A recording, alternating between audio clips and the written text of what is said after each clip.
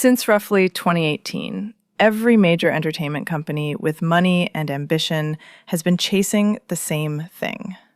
Not a good group, not a successful group, not even a globally recognized group.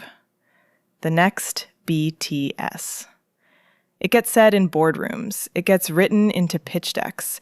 It gets used to greenlight trainee programs, justify nine-figure investments, sell streaming platforms on exclusive deals. We're building the next BTS is the music industry equivalent of we're building the next Google. And just like that comparison, it reveals a fundamental misunderstanding of how the original got made. You cannot build the next BTS. And the companies that keep trying are making the same mistake over and over because they've misdiagnosed what BTS actually is. To understand why the search keeps failing, you have to understand what the industry thinks it's looking for. The executive version of BTS looks something like this: attractive young men, synchronized choreography, high production value, strategic social media presence, loyal fan base, global touring capacity, multiple revenue streams from albums to merch to brand deals. So the formula seems obvious. Find attractive young men, train them rigorously, deploy high production value, build the social media infrastructure, manufacture the fandom pipeline. And to be fair, that formula produces successful groups. It has produced successful groups. The K-pop industry is extraordinarily good at executing that formula. Hybe itself has run that playbook with multiple acts since BTS. But none of them are BTS. None of them have replicated what BTS actually did. And the reason is that the executive version of BTS is missing the most important variable, the one that can't be manufactured, can't be trained into someone, and can't be reverse engineered from the outside. BTS's foundation is not choreography. It's not production value. It's not even talent, though the talent is real and substantial. It's specificity. Radical, uncomfortable, commercially risky specificity.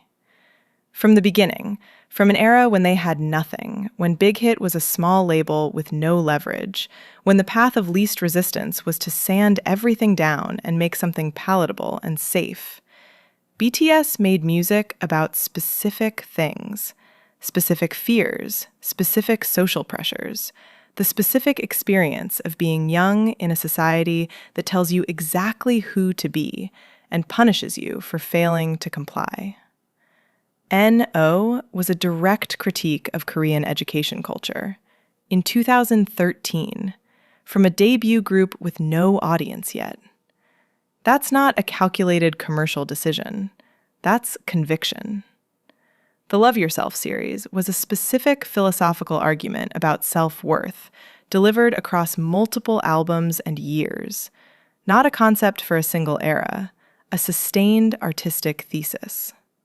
Map of the Soul named Carl Jung in the album title and meant it, not as aesthetic decoration, as structural framework. You cannot mandate that level of specificity from a trainee program. You cannot engineer genuine artistic conviction. You cannot manufacture the decision to say something real when saying something safe would be easier and more profitable. That's what BTS had. That's what the industry keeps trying to buy. And it's the one thing that isn't for sale. Here's the other thing the boardroom version gets wrong: the timeline. BTS did not arrive successful. They arrived struggling. Big Hit was not a powerful label. The members were not industry favorites. The early years involved real financial precarity, real uncertainty about whether the group would survive, real moments where the whole thing could have folded. And what that period produced, beyond the obvious narrative of struggle and triumph, was something structurally important. It produced a group that learned to communicate with its audience directly, honestly, without a corporate layer sanitizing everything, because they didn't have the infrastructure for the sanitized version yet. The early Bangtan bombs, the vlogs, the unpolished, unglamorous content that showed these 7 people as actual human beings navigating something genuinely hard. That built the trust that ARMY is still running on. That trust was not a strategy. It was a necessity that became a foundation. Now, fast forward to every company trying to build the next BTS. They come in with money, with infrastructure, with a full content team and a social media strategy and a platform already built. So the authentic connection gets produced, the behind-the-scenes content gets scheduled, the genuine moments get approved by a committee before they go live. And the audience, which is not stupid, can feel the difference. Not always consciously, but in the aggregate, over time, the weight of manufactured authenticity collapses under itself. You can't buy the trust BTS built, because trust built under pressure is structurally different from trust built in a controlled environment. The industry keeps trying to buy the output without replicating the conditions. It doesn't work. Let's talk about the fandom side of this, because it's where the replication attempt gets most embarrassing. Every company wants an ARMY. Every pitch deck references ARMY as the model. The organization, the streaming coordination, the chart mobilization, the charity work, the sheer sustained intensity of engagement over years. Yes, obviously, every label wants that. But ARMY didn't get built by a fandom strategy team. ARMY got built because there was something real to organize around. The engagement wasn't manufactured loyalty. It was a genuine response to artists who seemed to actually mean what they were saying, who showed up consistently, who were visibly affected by their audience in ways that didn't feel like performance, who gave people, particularly young people who felt unseen, pressured, lost, something specific to hold on to. You cannot replicate that by deploying better fan engagement tools. You cannot get there with a superior Weverse strategy. The platform is not the relationship. The platform is just where the relationship lives. The groups that get pushed as the next BTS often have perfectly competent fan engagement, perfectly professional content, perfectly executed social presence, and perfectly shallow roots. Because roots don't come from strategy. They come from time, from honesty, from the accumulated weight of genuine moments that nobody manufactured. Here's what doesn't get discussed enough: the cost of this chase. Not financially, though that's real, but artistically. When a group gets positioned as the next BTS from debut, it warps everything. The artistic choices get made in reference to a template, rather than in response to genuine creative impulse. The pressure to replicate a specific kind of global impact shapes the music before a single note gets recorded.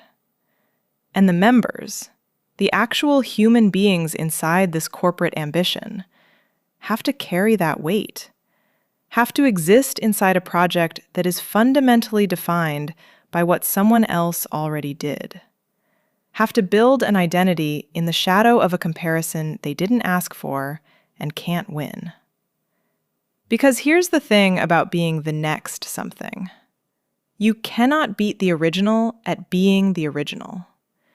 The best possible outcome is that you become good enough that people stop making the comparison, that you become your own reference point. But you only get there by abandoning the template, by doing something the template doesn't account for. The companies that position groups this way are not setting them up to surpass BTS. They're setting them up to always be measured against BTS. That's a ceiling, not a launch pad.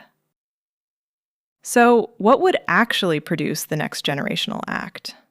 Not the next BTS specifically, that's the wrong goal, but the next act that operates at that level of cultural impact. The answer is obvious, and the industry knows it and doesn't do it, because it requires giving up control. Find artists with genuine things to say. Give them the resources to say it. Get out of the way. Don't sand down the specificity to make it more broadly palatable. Don't A&R the conviction out of it. Don't schedule the authenticity. Don't position it against an existing template. Let it be what it is, and build around what it actually is, rather than what you need it to be for the pitch deck. That's a terrifying proposition for a company with a 9-figure investment on the line, because it means the outcome isn't controllable. It means you might build something that doesn't fit the model. It means trusting artists over algorithms. BTS happened because Bang Si-hyuk made bets that didn't make obvious commercial sense, and gave a group of young men room to make music that was specific and sometimes uncomfortable and not guaranteed to work. That's not a formula. That's a philosophy. And philosophies don't fit in boardrooms. Every company wants the next BTS. None of them will find it. Not because the talent doesn't exist. It does. Not because the audience isn't there. It is. But because they keep looking for a replicable formula inside something that was never formulaic. BTS is not a product that got made. It's a convergence of specific people, specific circumstances, specific artistic conviction, specific timing, specific trust built over years of genuine exposure that cannot be reassembled from its component parts. The next generational act is out there somewhere. It will probably come from somewhere unexpected. It will probably be doing something the industry didn't see coming. It will probably be built on something real that nobody manufactured.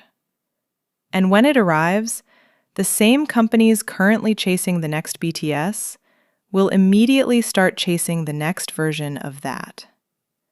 Because that's what they do. They chase. They just can't build.